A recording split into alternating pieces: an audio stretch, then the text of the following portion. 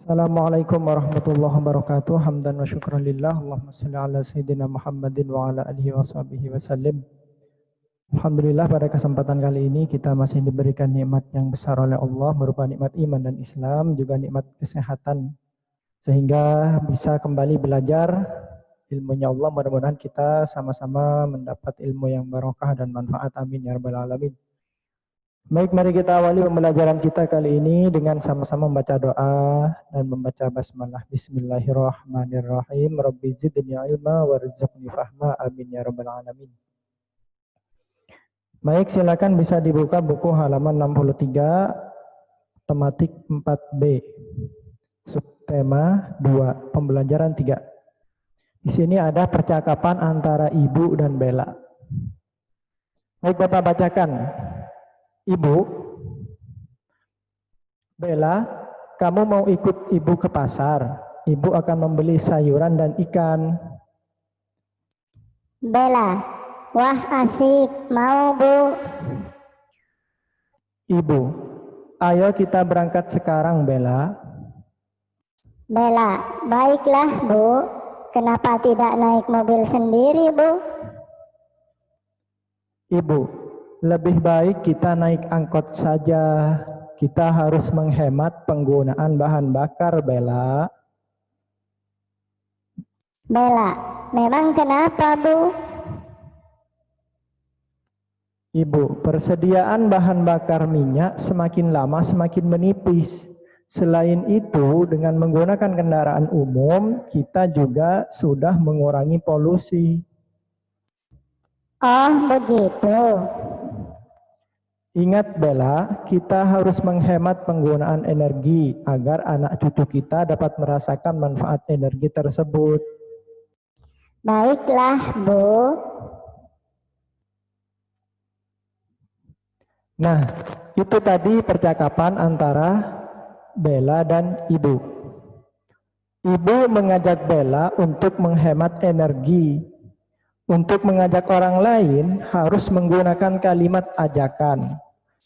Ya, kalian sudah pernah belajar saat kelas 3 kalimat ajakan itu.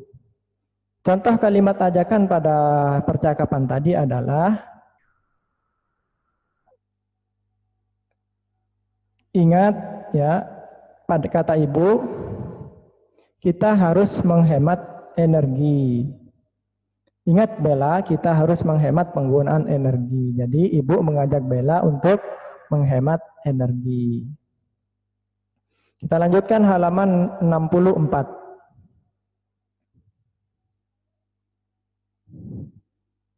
Salah satu hak kita adalah mendapatkan energi. Kalian sudah sama-sama bisa tentang hak dan kewajiban, mana hak dan mana kewajiban. Hak kita adalah mendapatkan energi. Kewajibannya apa? Yaitu menggunakan energi sebaiknya, seperlunya. Seperti listrik dan bahan bakar minyak, semua energi tersebut dibutuhkan untuk kelangsungan hidup kita. Coba kamu bayangkan, jika satu hari saja terjadi pemadaman listrik, tentu banyak aktivitas yang terganggu. Demikian pula jika terjadi kelangkaan bahan bakar minyak, tentu aktivitas masyarakat juga akan terganggu. Setelah mendapatkan hak, kita juga harus melaksanakan kewajiban. Kewajiban kita akan energi adalah dengan selalu menghematnya. Kita juga selalu memiliki kewajiban untuk mengajak orang lain melakukan penghematan energi. Nah, mengajak orang lain melakukan penghematan energi dapat dilakukan dengan berbagai macam cara. Antara lain membuat poster atau melakukan kampanye. Kita lihat nanti akan ada gambar tentang poster. Ya, kita lanjut ke halaman berikutnya.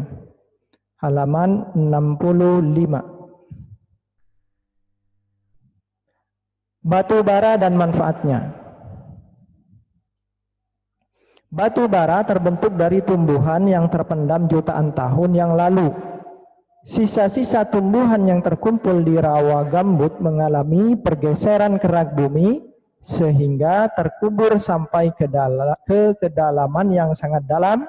Timbunan material tersebut terkena suhu dan tekanan tinggi yang menyebabkan terjadinya proses perubahan fisika dan kimiawi, sehingga mengubahnya menjadi gambut dan kemudian batu bara. Batu bara memiliki berbagai manfaat penting, antara lain adalah sebagai berikut. 1. Batu bara digunakan sebagai bahan bakar. Batu bara merupakan bahan bakar untuk pembangkit listrik, bahan bakar pembuatan besi dan baja, bahan bakar pembuatan semen, bahan bakar pabrik kertas, serta industri kimia. Yang kedua, batu bara merupakan bahan penting untuk membuat karbon teraktivasi serta karbon dan metal silikon.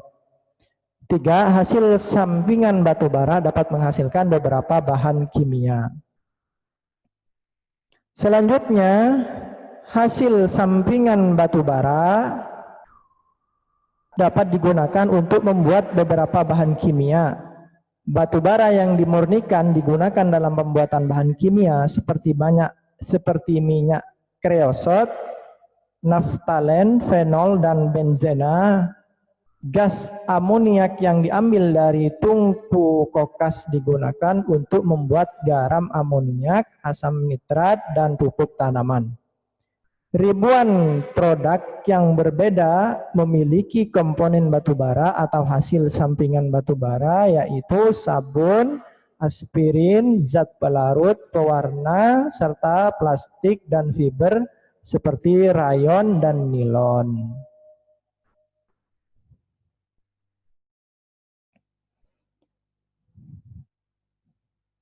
Nah, itu tadi tentang manfaat batu bara juga asal muasal dari batu bara. Selanjutnya pembelajaran keempat, negara kita kaya akan sumber energi. Di Indonesia, matahari bersinar sepanjang musim sehingga kita dapat menikmati energi cahaya dan panas matahari sepanjang musim.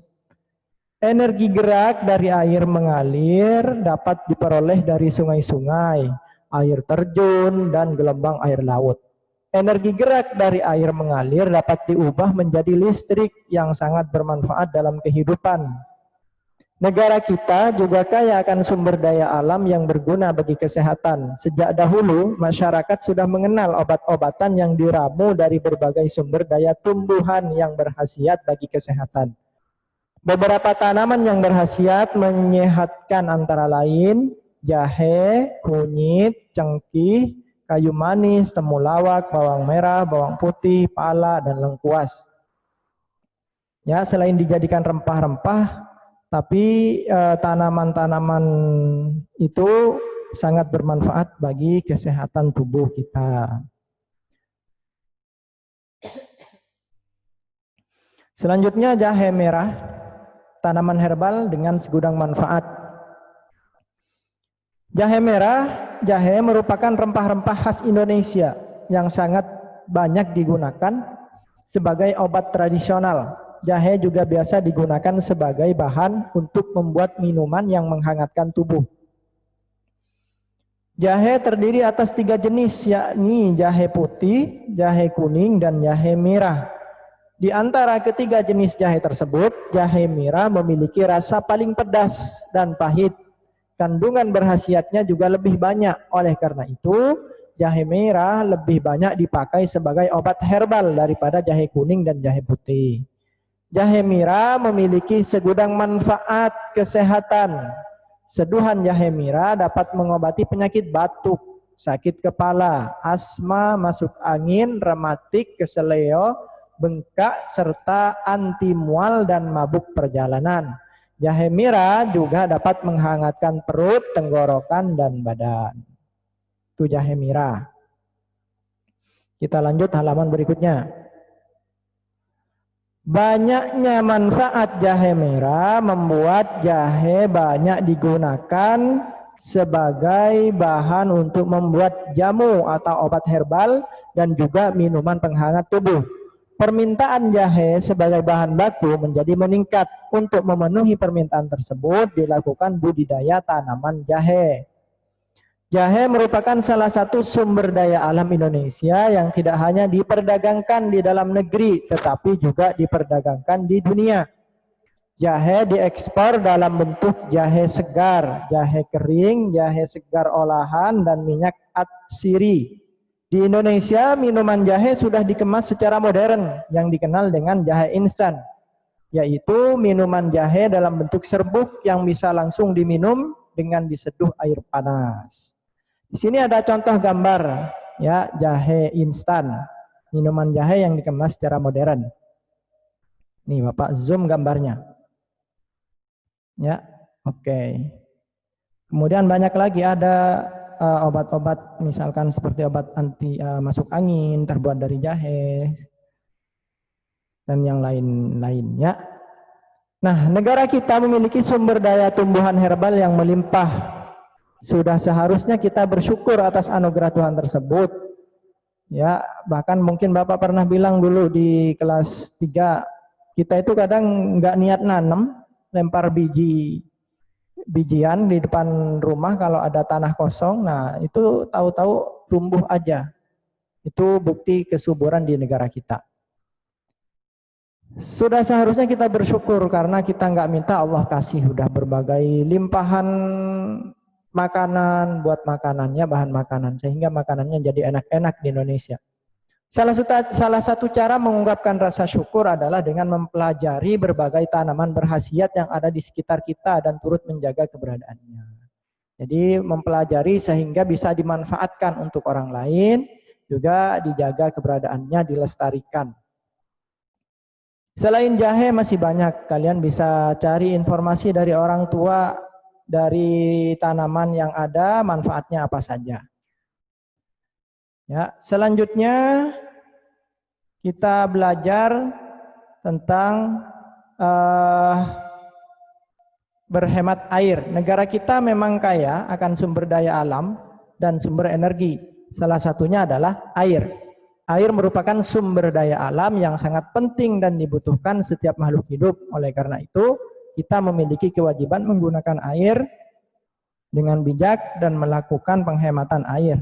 Bagaimanakah cara menghemat air? Coba perhatikan poster di bawah ini. Lihat poster cara menghemat air. Yang pertama, jangan membuang-buang air bersih, gunakan air dengan benar. Ya, jangan buang-buang air nih. Air bersih jangan dibuang-buang. Yang kedua, jangan biarkan air mengisi bak hingga luber. Yang ketiga, jangan biarkan air mengucur tidak terpakai ketika mencuci tangan atau menggosok gigi, ya, buka kerannya jangan terlalu gede. Yang keempat, gunakan air dalam ember untuk mencuci sepeda daripada menggunakan air mengalir, pakai ember aja, jangan pakai selang. Yang kelima, mandi dengan pancuran lebih hemat daripada mandi dengan berendam. Yang ketujuh, gunakan sabun dan air secukupnya untuk mencuci piring dan baju. Gunakan secukupnya airnya, jangan boros. Nah, selanjutnya kita saksikan video berikut ini.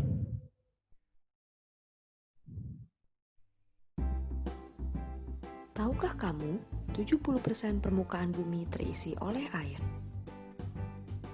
Begitu pula manusia, 70% tubuh kita terdiri dari air. Faktanya, 97% air di bumi terdiri dari air asin, dan hanya 3% yang merupakan air tawar. Namun, 2% air tawar tersebut membeku di es dan gletser. Ini artinya, kita hanya bisa menikmati 1% air dari seluruh air yang ada di bumi. Kita sendiri menghabiskan kurang lebih 70 liter air per hari yang kita gunakan untuk minum, mandi, membilas WC, mencuci baju dan piring, mencuci kendaraan, menyiram tanaman, dan lain-lain. Lalu bagaimana caranya kita menghemat air? Tutup keran saat mencuci tangan atau menggosok gigi. Jangan biarkan air terus mengalir. Usahakan mandi tidak lebih dari 5 menit. Penggunaan shower untuk mandi juga menghemat 60% air dibanding mandi dengan gayung. Jika menggunakan mesin cuci, tunggu hingga pakaian kotor benar-benar penuh sebelum dicuci. Karena air yang digunakan untuk mencuci satu pakaian kotor sama banyaknya dengan air yang digunakan ketika mesin cuci penuh. Segera perbaiki jika ada pipa yang bocor agar air tidak terbuang percuma. Dengan melakukan hal-hal kecil tadi, kamu sudah membantu menghemat air bersih dan menjadikan bumi lebih baik. Selamat Hari Air Sedunia. Mari kita manfaatkan air bersih sebaik mungkin.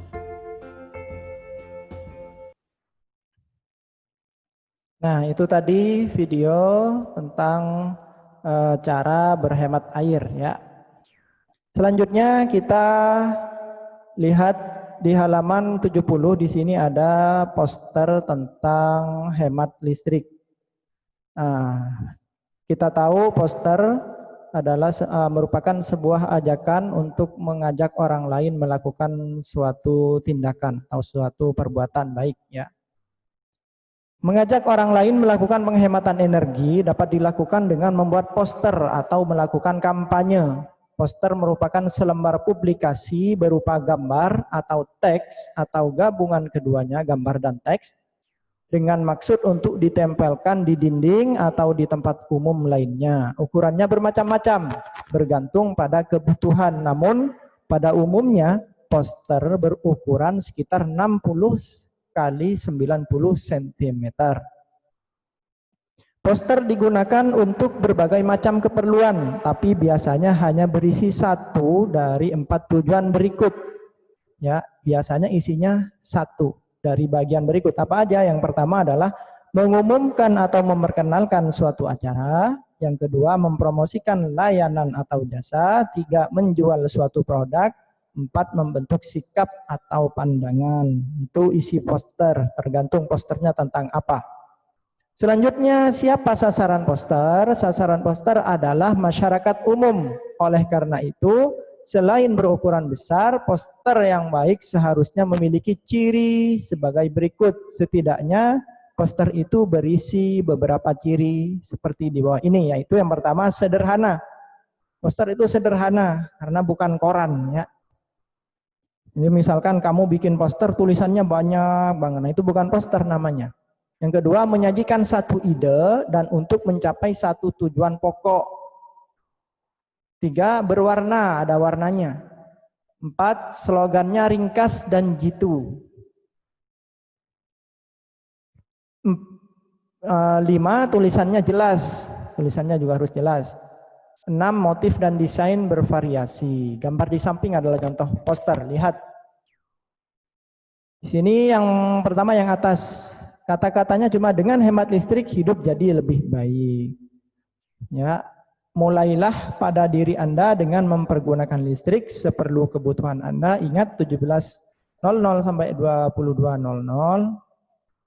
Hanya segini aja. Setelah itu waktu tidur udah istirahat, matikan listrik. Jadi kata-katanya simpel. Ada gambar bumi, ada gambar steker. Kemudian yang poster yang kedua, di sini ada gambar bola lampu. Ada juga burung, pohon ya kan. Dan daun yang berbentuk peta, jadi seperti itu bervariasi, ada warnanya, kemudian juga kata-katanya juga simpel. Hari Bumi, padamkan lampu 60 detik. Simpel ya. Baik, selanjutnya adalah kita lihat di sini ada gambar saat musim kemarau sumber air bersih berkurang sehingga orang kesulitan mencari air. Ya di beberapa daerah ketika musim kemarau banyak yang mengalami kekeringan sehingga susah mendapatkan air bersih. Ya karena susah mendapatkan air bersih menggunakan air seadanya. Ya sampai mencari air ke daerah-daerah yang jauh seperti pada gambar ini sampai mereka mikul untuk mendapatkan air. Nah, tapi untuk di perkotaan ada yang namanya PDAM atau Perusahaan Daerah Air Minum, ya. Jadi insya Allah untuk daerah yang bisa terjangkau oleh PDAM dan menggunakan air dari PDAM, insya Allah tidak sampai kekeringan, karena ada perusahaan yang menangani agar masyarakat itu tidak sampai kekeringan. Seperti itu. Untuk selanjutnya, untuk lebih jelasnya kita lihat video berikut ini. Sudah berkenalan dengan Sani, anak laki-laki kecil yang tak tahu betapa penting lingkungan yang sehat untuk masa depannya. Bersama orang tua dan dua adiknya, Sani tinggal di permukiman padat dekat sungai. Sungai yang airnya coklat keruh penuh sampah. Sungai yang menampung kotoran dari limbah rumah tangga. Padahal sungai ini adalah sumber kehidupan di lingkungan rumah Sani. Tak heran, Sani dan adik-adiknya sering sakit. Diare, disentri, penyakit kulit, bahkan hepatitis A. Tidak sedikit biaya yang harus dikeluarkan orang tuanya. Sani yang lesu, tak bersemangat, sulit berprestasi di sekolah. Karena itulah nilai-nilainya tak cukup baik. Ia pun pernah tinggal kelas. Sani yang makin dewasa tumbuh menjadi pribadi yang kurang percaya diri. Situasi ini membuatnya tidak menyadari potensi yang dimiliki. Malang, minimnya prestasi membuatnya sulit mendapatkan pekerjaan. Sani tak menyadari keadaan lingkungannya turut menentukan masa depannya. Karena secara langsung ataupun tidak, sanitasi buruk akan berpengaruh pada kesehatan, ekonomi, kualitas lingkungan, bahkan kualitas hidup. Sani tentu saja tak sendirian. Ada ratusan, bahkan ribuan Sani di Bandung ini.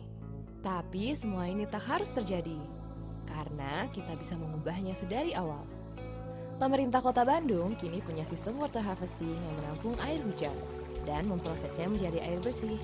Sistem ini juga membantu kita menabung air tanah. Tak hanya itu, pemerintah Kota Bandung juga membangun septic tank komunal yang menampung limbah rumah tangga.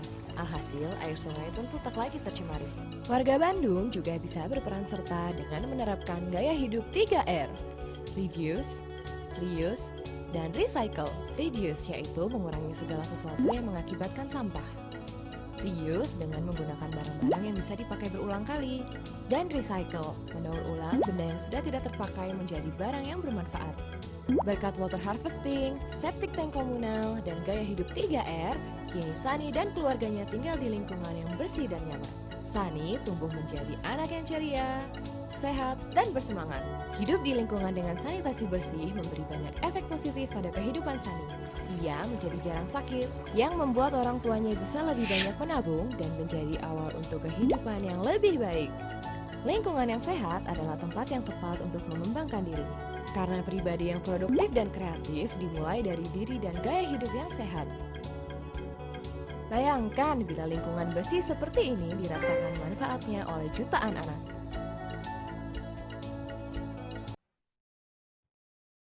Baik, itu tadi video tentang lingkungan di daerah Sani ya. Mudah-mudahan kita bisa belajar dari video itu dan menjaga lingkungan kita, air yang ada di lingkungan kita sehingga tetap bersih karena sangat besar akibatnya, pengaruhnya kepada kehidupan kita. Baik, selanjutnya kita buka halaman 72. Sini ada lagu Aku Anak Indonesia. Negara kita memiliki kekayaan alam yang melimpah, sumber daya alam yang terkandung sangat banyak dan beragam. Sudah seharusnya kita bangga menjadi anak Indonesia. Kita dengarkan bersama-sama lagunya.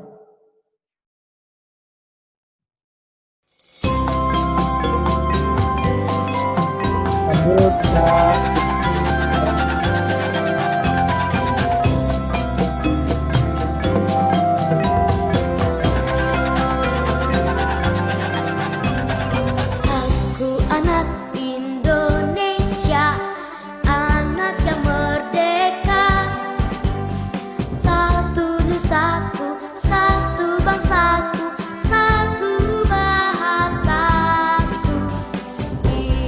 Indonesia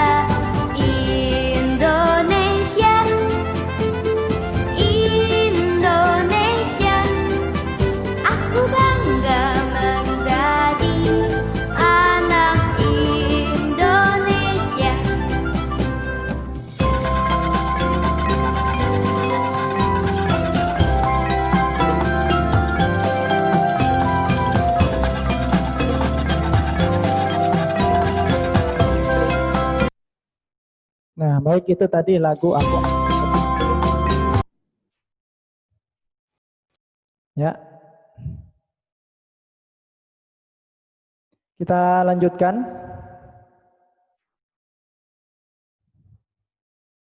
Sekarang kita belajar pentingnya menghemat kertas. Kita lihat di sini ada contoh ya, anak atau siswa yang suka membuang-buang kertas. Mereka membuat kegaduhan di dalam kelas, ada yang saling melempar gumpalan kertas, ada yang menyobek-nyobek kertas, ada yang bermain pesawat terbang dari kertas. Mereka membuang-buang kertas yang masih bisa digunakan. Ada yang pernah di kelas melakukan seperti itu, main-main kertas? Nah, bagaimana menurut kamu? Tentu sikap itu tidak baik untuk digunakan. Apakah sikap mereka benar atau salah? Tentu kurang benar. Yang ketiga, apakah kamu boleh membuang-buang kertas? Nah, kita lihat di sini penjelasannya. Pentingnya menghemat kertas. Kertas merupakan salah satu benda yang penting dan kita butuhkan. Tetapi banyak orang yang tidak menyadari pentingnya kertas dan menggunakan kertas dengan tidak bijak. Padahal untuk membuat kertas dibutuhkan sumber daya alam yang tidak mudah didapatkan. Kertas dibuat dari bubur kayu yang dicetak dan dikeringkan. Untuk membuat kertas dibutuhkan batang pohon yang sudah berumur 5 tahun. Satu batang pohon pinus dapat menghasilkan sekitar 400 kg kertas, sedangkan kebutuhan kertas nasional sekitar 5,6 juta ton kertas per tahun. Ya, segitu banyaknya dengan jumlah pohon. Semakin banyak kertas yang dipakai, yang dihabiskan, maka semakin banyak pula pohon yang ditebang. Bayangkan berapa batang pohon yang harus ditebang untuk memenuhi kebutuhan kertas se-Indonesia. Oleh karena itu, kita sebaiknya menghemat kertas. Buku, kalau misalkan masih bisa digunakan, masih ada sisa dari semester yang lalu, masih bisa digunakan di belakangnya. Misalkan dikasih pembatas. Itu salah satu tanda untuk menghemat kertas. Selain itu, setiap proses pembuatan kertas dibutuhkan air bersih dalam jumlah besar, serta bahan kimia dan energi panas dari listrik atau bahan bakar minyak. Setiap proses pembuatan kertas juga menghasilkan limbah yang dapat mencemari lingkungan. Banyaknya sumber daya kayu dan sumber daya air serta energi yang digunakan dalam proses pembuatan kertas seharusnya menyadarkan kita untuk menggunakan kertas dengan lebih bijak. Kita harus melakukan penghematan kertas dalam penggunaannya dan mendaur ulang kertas bekas dengan menghemat penggunaan kertas. Kita juga menghemat energi, menjaga ketersediaan air dan menjaga kelestarian hutan. Jadi satu hal yang kita lakukan tapi manfaatnya sangat banyak. Berikut beberapa cara yang dapat dilakukan dalam menghemat kertas adalah mengurangi penggunaan kertas, menulis pada kedua sisi halaman pada kertas, kemudian menggunakan tempat makan ketika membeli makanan daripada kertas pembungkus makanan, kemudian menggunakan piring dari keramik daripada piring kertas, dan mengumpulkan kertas bekas untuk didaur ulang. Memanfaatkan sumber daya alam untuk memenuhi kebutuhan adalah hak setiap orang. Tapi menjaga kelestarian sumber daya alam agar dapat digunakan kembali adalah kewajiban setiap orang. Setiap hak tentu ada kewajiban. Oleh karena itu, menggunakan kertas dengan bijak dan hemat merupakan hak dan kewajiban yang harus dipenuhi dan dilaksanakan dengan seimbang oleh setiap orang. Lihat seberapa banyak pohon yang ditebang pada gambar ini.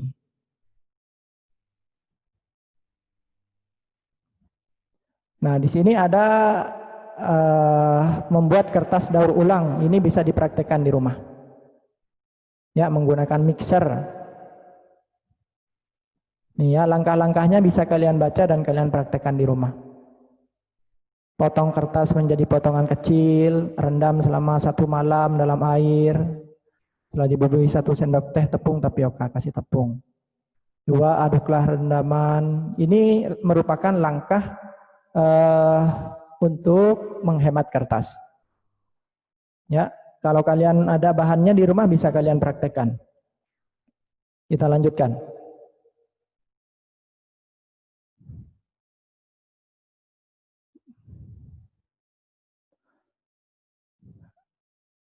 Nah, pada pembelajaran sebelumnya kita sudah belajar tentang membuat poster.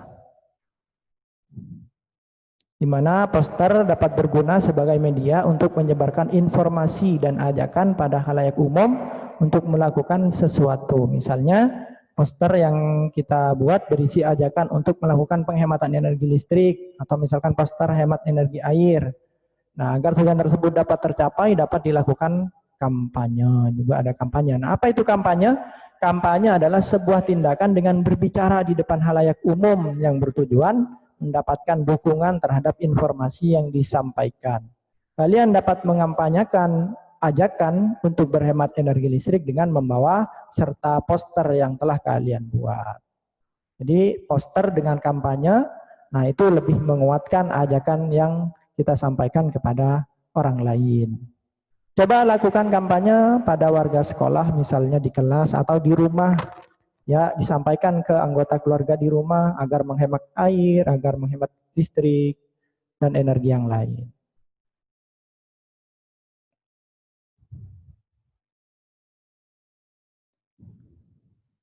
Nah, itu saja mungkin penjelasan yang Bapak sampaikan hari ini. Mudah-mudahan dari awal hingga akhir dapat memberikan manfaat. Jika ada yang kurang jelas bisa ditanyakan pada guru kelasnya masing-masing. Bapak akhiri, Assalamualaikum warahmatullahi wabarakatuh.